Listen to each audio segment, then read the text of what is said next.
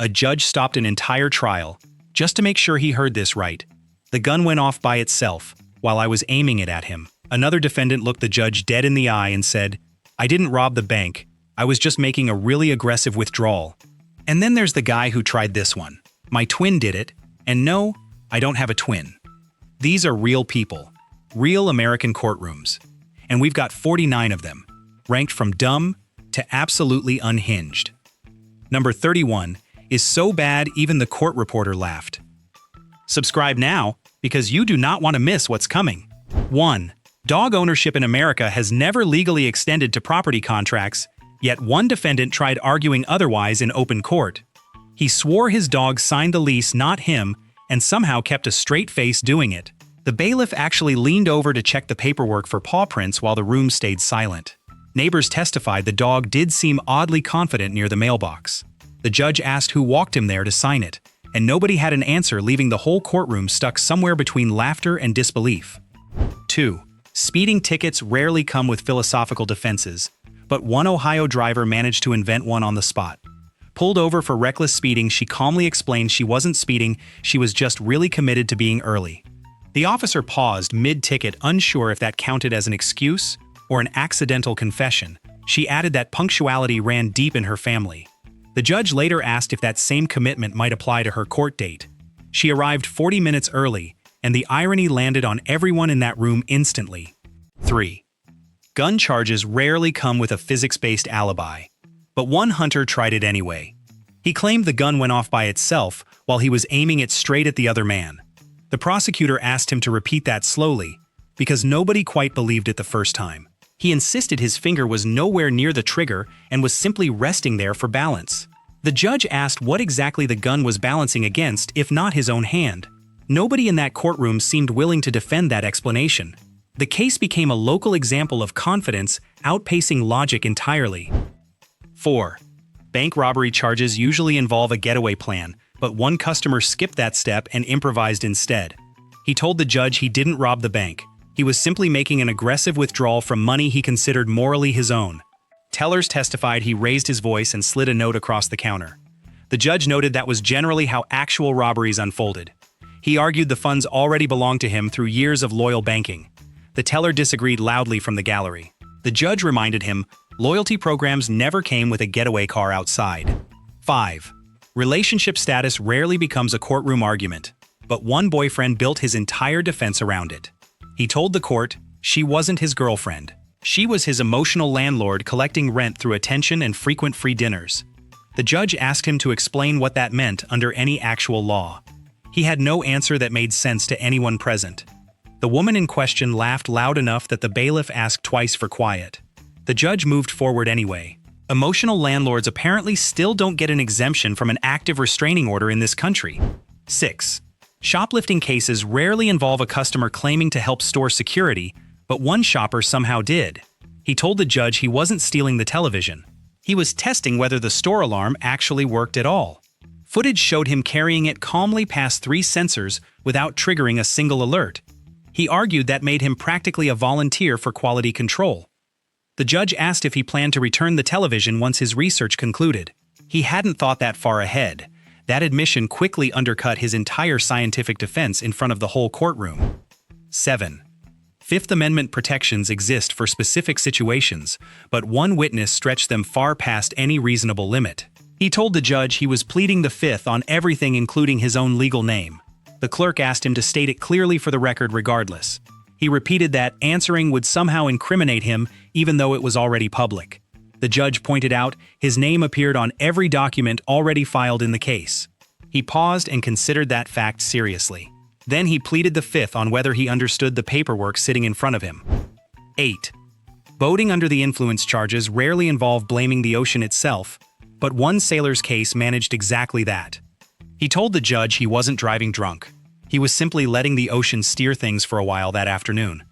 Coast Guard officers testified the boat had circled the same buoy for nearly 20 minutes straight. He argued the current seemed unusually confused that day, and not him personally. The judge asked if the ocean had also opened his third beer. He had no answer ready for that particular and very pointed follow-up question. 9. Assault charges usually involve some clear intent, but one coworker tried arguing gravity deserved the blame instead. He told the court he didn't punch the man. His fist experienced a sudden gravitational pull toward the victim's face. Witnesses said the punch looked fairly deliberate for something supposedly caused by physics alone. The judge asked if gravity had also clenched his fist beforehand. He said that detail was still under active investigation. The courtroom stayed unusually quiet, mostly trying to process how a fist could throw itself with that much precise force. 10. Repeat offenders sometimes run out of creative excuses, but one drifter leaned into blunt honesty instead. He told the judge he wasn't guilty. He was just really good at being in the wrong place at the wrong time repeatedly across several counties. The judge reviewed his lengthy file and noted the pattern stretched back over an entire decade. He agreed that was a fair observation statistically speaking. The judge replied that statistics were exactly why probation existed in the first place. The gallery laughed loud enough that court had to briefly pause proceedings that morning. 11. Talking parrots rarely end up as courtroom witnesses, but one bird nearly became the star of this case. The owner insisted the parrot said the threatening words and not him personally. He explained the bird had picked up rough language from a previous owner years earlier. The judge asked if the parrot could be brought in to testify on its own behalf. The owner admitted the bird only spoke when nobody important was listening. Prosecutors argued the timing was suspiciously convenient given the circumstances. The judge remained unconvinced that a parrot could form criminal intent under any legal standard. 12. Trespassing charges rarely involve confusion about entire buildings, but one shopper claimed exactly that kind of misunderstanding. He told the court he thought the sign reading "Do Not Enter" applied only to the store and not the building around it. Security footage showed him wandering through hallways well past closing time with visible confidence. He argued signage should be more specific about its intended boundaries. The judge asked why he kept walking after finding locked doors along the way. He didn't have a clear answer prepared for that particular detail. The explanation didn't hold up well under scrutiny. 13. Alibi defenses usually involve another location, but one worker relied entirely on exhaustion instead. He claimed he was simply too tired to commit any crime that night. He described working a long shift beforehand and barely staying awake during the incident itself. Witnesses placed him at the scene acting alert and fully coordinated the entire time. The judge asked how fatigue and coordinated action fit together logically. He said adrenaline must have kicked in unexpectedly during the crime. The judge noted that adrenaline rarely gets cited as a legal defense in serious cases. 14. Burglary charges usually involve forced entry, but one intruder insisted the door did most of the work itself. He told the judge he didn't break into the house because the door was already really open. Neighbors testified the door had a working lock that required a key every single time. He argued the door looked inviting regardless of its actual condition that night. The judge asked if inviting doors counted as legal permission somewhere. He said he assumed so at the time. That assumption ended up costing him significantly once sentencing was handed down. 15. Public intoxication charges rarely involve scientific claims, but one pedestrian framed his behavior as research instead. He told the court he wasn't publicly intoxicated. He was simply field testing the sidewalk's stability. Officers said he struggled to walk in a straight line for several city blocks. He argued that inconsistent pavement required repeated testing to draw any real conclusion. The judge asked what results his research had produced so far that night. He admitted the sidewalk passed every test he attempted. The judge noted his own balance told a very different story entirely. 16. Evidence tampering claims rarely include a confession halfway through the argument, but this case did exactly that. One suspect argued the evidence presented was fake, then quickly admitted the person shown was indeed him. The prosecutor paused briefly, unsure which part of the statement to address first. The judge asked him to clarify whether the footage was fabricated or accurate after all. He said both things were technically true depending on the day in question. The courtroom broke into muffled laughter at the contradiction. The judge moved forward, treating the admission as fully valid regardless. 17. Grand theft auto charges rarely involve a rental-style excuse, but one driver tried framing it that way anyway. He told the judge he didn't steal the car. He was simply test driving it permanently for personal use. The dealership testified the car had been missing for several months without any communication. He argued permanent test drives should count as a legitimate category of ownership somewhere. The judge asked if he planned on ever returning the vehicle at all. He said the thought hadn't crossed his mind recently. That answer settled the entire case rather quickly. 18. Twin defenses usually require an actual twin, but this case skipped that requirement entirely. One brother claimed his twin committed the crime while he stayed home that whole evening. Prosecutors pointed out he was legally an only child, according to every birth record available. He argued the paperwork must have been filed incorrectly many years earlier. The judge asked if this mysterious twin had ever appeared anywhere in his life before now. He admitted the twin was more of a recent development in his story. The defense collapsed almost immediately after that admission. 19. Forgery charges rarely rely on genetics as an explanation, but one clerk tried exactly that angle. He claimed he only forged the check because his handwriting naturally matched hers perfectly. Handwriting experts testified the similarities were far too precise to be coincidental in any real sense. He argued some families simply share identical penmanship across generations without explanation. The judge asked if he had practiced her signature beforehand for any reason. He admitted practicing, but insisted it was purely for personal interest. The judge found that explanation difficult to accept as coincidence. 20.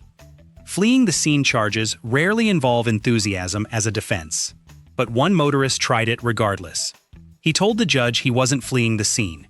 He was simply very eager to leave quickly. Witnesses said his car sped off before officers even finished approaching the vehicle.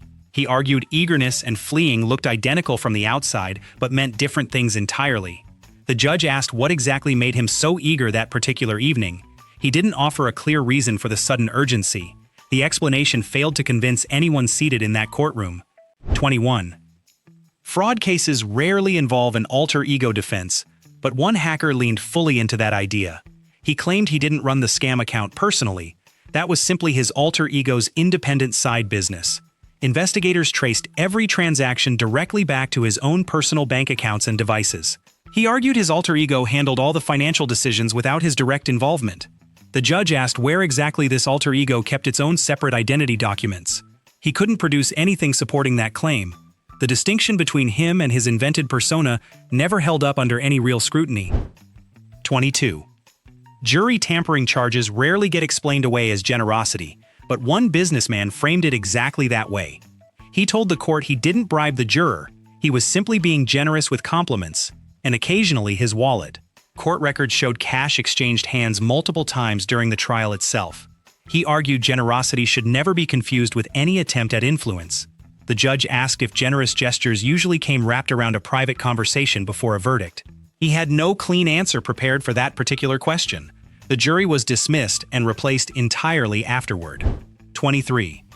Self-representation rarely goes smoothly, but one plumber justified the choice with blunt honesty about money. He explained lawyers were expensive and apparently freedom carried a similar price tag these days. The judge reminded him a public defender existed specifically for situations like his. He insisted he preferred handling his own defense, despite clearly lacking any legal training. His opening statement wandered through unrelated topics for several confusing minutes. The judge patiently redirected him multiple times throughout the proceedings. By closing arguments even, he seemed unsure what exactly he had been arguing. 24. Perjury charges rarely get reframed as optimism, but one witness attempted precisely that defense. He told the court he didn't lie under oath, he simply told a very optimistic version of events. Prosecutors compared his testimony against several recorded statements that directly contradicted each other. He argued optimism naturally colored memory in ways that felt harmless to him. The judge asked if optimism typically rewrote entire timelines of specific events. He admitted it might have stretched things somewhat further than intended. That admission effectively confirmed the very perjury charge he was fighting against. 25. Insurance fraud cases rarely involve creative writing, but one car owner treated his claim like fiction. He argued he didn't fake the accident, he simply gave his car a dramatic backstory involving a rock slide. Investigators found the damage matched a garage tool rather than any actual road incident. He insisted the story made the claim more compelling for the adjuster reviewing it. The judge asked if compelling stories were meant to replace actual evidence entirely. He hadn't considered that particular distinction beforehand. The insurance company denied the claim and referred the case for prosecution shortly after. 26. Traffic violations rarely come with a philosophical justification, but one commuter managed to invent one anyway. He told the officer he didn't make an illegal U-turn. He simply believed strongly in second chances, even for cars. Witnesses said the maneuver blocked 2 lanes of oncoming traffic for several tense seconds. He argued vehicles deserved forgiveness, just like people occasionally did. The judge asked if forgiveness usually came with a documented traffic hazard attached. He admitted that part complicated his otherwise heartfelt argument. The ticket stood despite what was easily the most sentimental defense that courtroom had heard all year. 27. Illegal dumping charges rarely involve artistic intent, but one homeowner insisted his actions counted as decoration. He claimed he wasn't illegally dumping trash, he was simply redecorating the woods behind his property. Rangers documented furniture, appliances, and several tires scattered across protected land nearby. He argued nature could always use a bit more personality scattered throughout it. The judge asked if his personal furniture qualified as protected artistic expression under any statute. It clearly did not. The fines that followed reflected exactly how unconvincing that particular creative defense turned out to be. 28. Threat charges rarely involve specificity as a defense, but one neighbor argued the opposite entirely. He told the court he didn't threaten the man, he simply described violence very specifically and rather enthusiastically. Witnesses recalled detailed descriptions delivered loudly just inches from the victim's face. He argued description alone couldn't legally count as an actual threat against anyone. The judge asked what purpose that level of detail served if intimidation wasn't intended somewhere. He struggled to offer any alternative explanation that made sense. The specificity itself became the strongest piece of evidence against him. 29. Courtroom objections rarely target the person raising them, but one witness managed exactly that unusual outcome. He suddenly objected to his own statement moments after finishing it entirely. The judge paused, unsure whether procedure technically allowed objecting to oneself in that situation. He insisted his prior answer sounded incriminating once he actually heard it out loud. The judge sustained the objection simply to keep proceedings moving forward smoothly. The gallery openly laughed at watching him argue against his own testimony. Even his lawyer seemed uncertain how exactly to follow up on that. 30. Smuggling charges rarely rely on anatomy as a cover story, but one traveler tried exactly that excuse. He claimed he didn't smuggle anything in his sock, he simply had a very lumpy foot that day. Security footage showed the sock shifting suspiciously with every single step he took. He argued genetics occasionally produced unusually uneven feet without any explanation. The judge asked if lumpy feet typically rattled with each footstep like his clearly did. He had no response prepared for that specific observation. The item inside was recovered moments later during a routine search. 31. Poaching charges rarely get treated as a scheduling disagreement, but one hunter argued exactly that. He claimed he didn't poach the deer, he simply believed hunting season worked more like a loose suggestion. Wildlife officers found the kill several weeks outside any legal window that year. He argued nature itself never followed a strict calendar anyway. The judge asked if fines typically followed loose suggestions the same way laws did. He hadn't considered that angle beforehand. The court treated the calendar as considerably more binding than he originally assumed. 32. Tax fraud charges rarely get blamed on personality, but one accountant framed numbers as his creative weakness. He told the court he didn't commit tax fraud, he simply had a very creative relationship with numbers overall. Auditors found consistent patterns suggesting deliberate manipulation across several years of filings. He argued creativity occasionally led to honest miscalculations rather than intentional deception. The judge asked if creativity usually favored the same direction every single time. He didn't have a solid answer for that particular pattern. The consistency ultimately worked directly against his own defense. 33. Understanding charges rarely becomes a punchline, but one man delivered one anyway during his hearing. Asked whether he understood the charges against him, he replied that he only understood the funny ones. The judge paused, uncertain whether that qualified as an actual legal answer. He elaborated that some charges sounded made up, while others felt oddly specific. The judge asked him to identify which category applied to grand larceny specifically. He guessed wrong immediately without much hesitation. The courtroom laughed, while the judge simply moved forward with formal proceedings regardless. 34. Bail conditions rarely allow for vacation planning, but one traveler treated his absence like exactly that.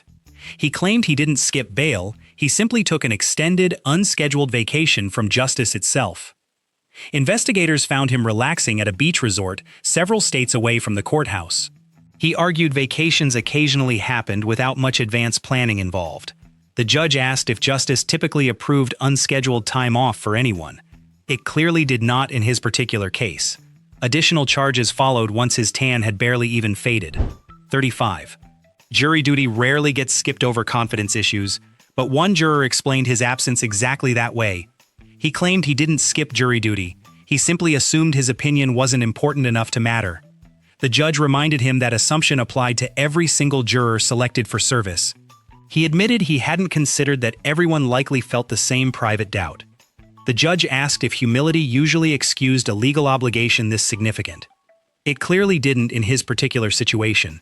He was fined and rescheduled for the very next available session. 36. Faking a death rarely gets explained as an accidental nap, but one widower's supposed death unraveled exactly that way. He claimed he didn't fake his death, he simply took a really long nap inside a borrowed coffin.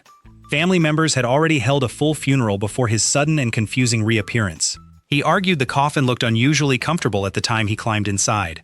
The judge asked why he chose a funeral home specifically for that particular nap. He didn't have a clear answer prepared for that detail. Insurance fraud charges followed almost immediately after his story unraveled. 37.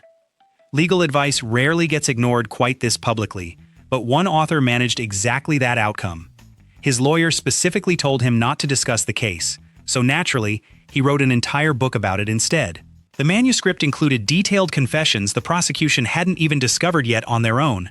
He argued writing helped him process the entire experience emotionally. The judge asked if publishing counted as processing or simply confessing publicly. He hadn't considered that particular distinction before submitting it. The book became the prosecution's strongest piece of evidence almost overnight. 38. Resisting arrest charges rarely involve choreography, but one dancer insisted his movements were purely artistic. He claimed he wasn't resisting arrest. He was simply really into interpretive dance at that exact moment. Officers said his movements made handcuffing significantly more difficult than usual that night. He argued art couldn't be rushed regardless of the circumstances surrounding it. The judge asked if his performance required quite so much resistance against actual restraint. He insisted the choreography demanded full commitment from start to finish. The judge remained entirely unmoved by his artistic defense. 39. Vandalism charges rarely get reframed as generosity, but one artist treated his actions like a gift. He claimed he didn't vandalize the wall, he simply donated some unsolicited public art to the neighborhood. Business owners said the mural appeared overnight without any permission or discussion beforehand. He argued art should never require permission to exist in public spaces.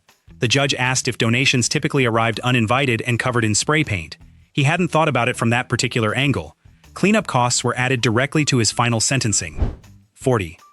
Counterfeiting charges rarely get explained through simple generosity, but one printer's owner tried that exact angle. He claimed he didn't counterfeit the money, he simply had a very generous printer at home. Secret Service agents traced the bills directly back to equipment found inside his own garage. He argued generosity sometimes extended further than people expected from ordinary machines.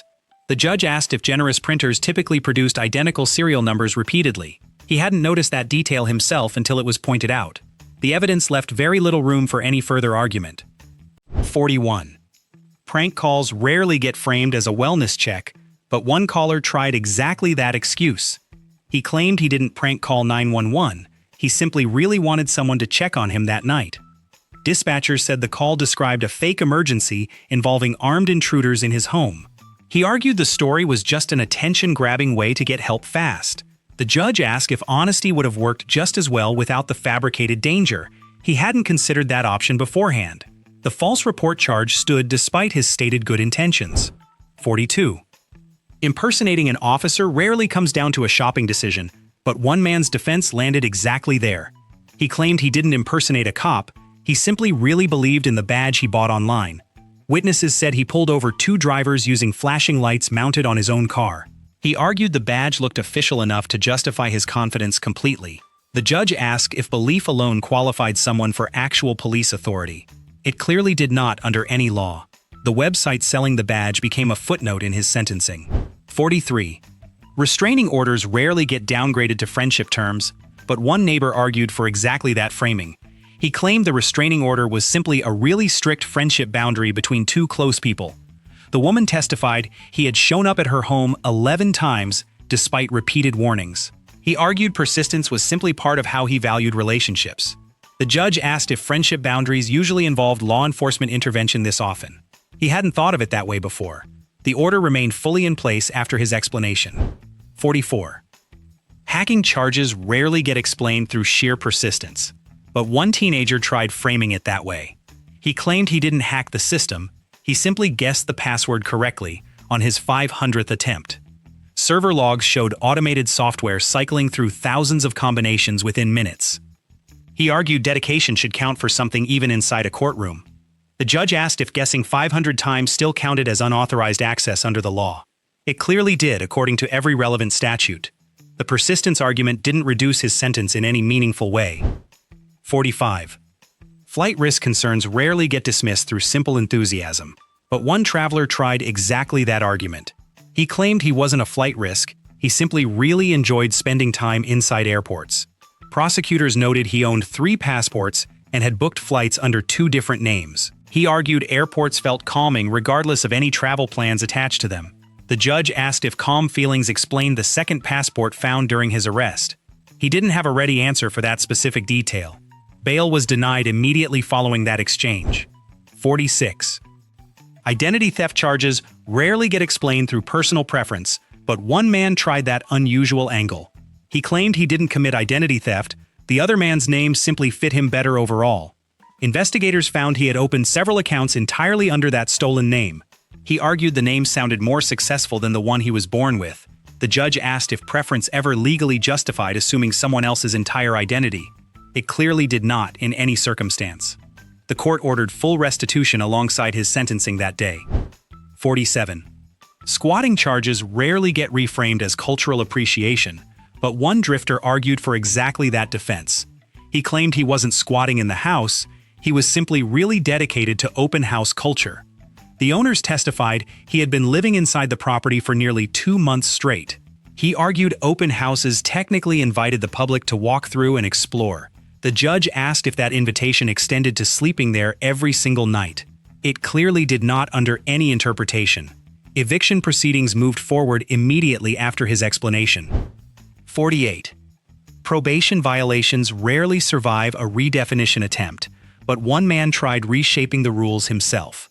He claimed he didn't violate probation, he simply redefined what staying out of trouble actually meant. His probation officer listed several new charges filed within just 3 months of release. He argued personal growth sometimes looked different from what paperwork expected. The judge asked if redefinition usually came paired with new arrest records like his did. He hadn't considered that connection himself. The court reinstated the original terms without any flexibility. 49. Closing arguments rarely end with a gamble, but one defendant closed his case with exactly that request. He asked the judge if they could simply settle the entire matter with a coin flip instead. The courtroom went silent as everyone waited to see if he was actually serious. He explained the odds felt fairer than sitting through days of testimony already presented. The judge reminded him evidence, not chance, decided outcomes inside any courtroom. He shrugged and accepted the process would continue without shortcuts. The trial proceeded exactly as originally scheduled that day.